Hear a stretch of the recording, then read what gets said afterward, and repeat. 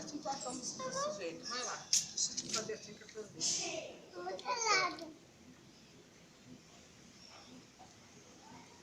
Pera, quando eu crescer vai dar muito. Vamos aí, deixa eu cortar teu cabelo aqui, rapaz. Não dá pra cortar teu cabelo aqui, não fica. Vamos lá. Olha aqui, da cadeira e parar no chão do Gabriel. Gabriel, não dá pra cortar teu cabelo não, Gabriel. Tu não é brinquedo não, rapaz. É porque cansa de ficar sentada na cadeira. Não, ele era bonzinho pra cortar cabelo, só que agora...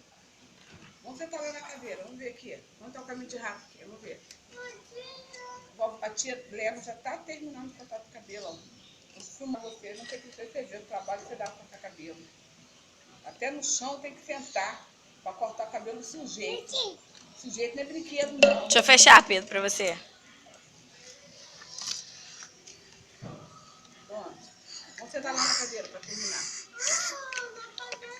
Então deixa eu terminar aqui, então.